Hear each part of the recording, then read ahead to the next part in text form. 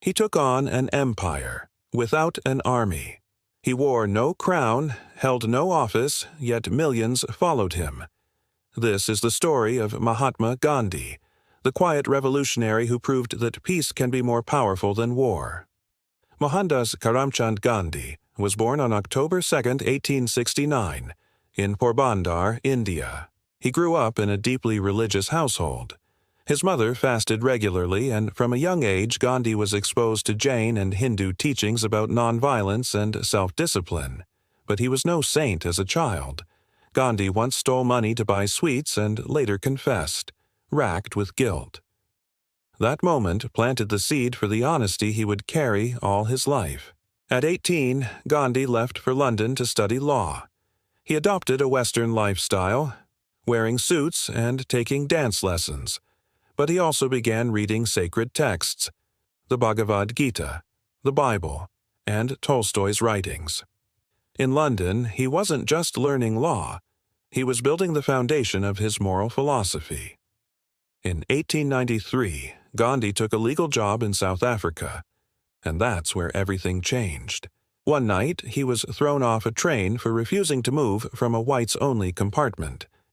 That humiliation opened his eyes to the racism and injustice faced by Indians abroad.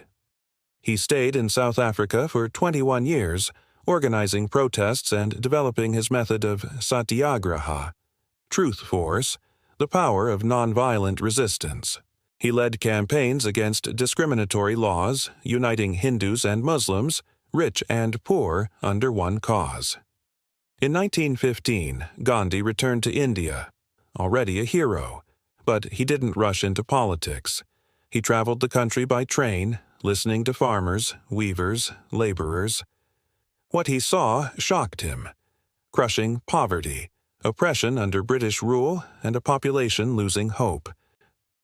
He realized that independence, Swaraj, wasn't just about kicking out the British. It was about uplifting the soul of India. Gandhi began mass civil disobedience campaigns.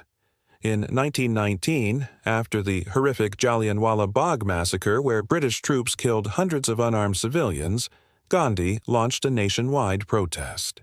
He led strikes, boycotts of British goods, and asked Indians to spin their own cloth, the symbol of economic self-reliance. In 1930, he walked 240 miles to the sea in the Salt March, defying British salt laws. Millions joined him. The world took notice. Gandhi's message wasn't just for India, it was for all of humanity. The British arrested Gandhi many times. Each time, the protests grew stronger. He went on hunger strikes, not for attention, but to stop violence between Hindus and Muslims. He always said, "An eye for an eye will make the whole world blind." Even when beaten, jailed, or betrayed, he never stopped believing in nonviolence. In 1947, after decades of struggle, India gained independence. But the victory was bittersweet. The country was divided into India and Pakistan, leading to violence and mass displacement. Gandhi tried to stop the bloodshed, fasting to force peace between Hindus and Muslims, but hatred had taken root. On January 30, 1948, Gandhi was assassinated in Delhi by a Hindu extremist who opposed his tolerance and peace efforts. The world mourned.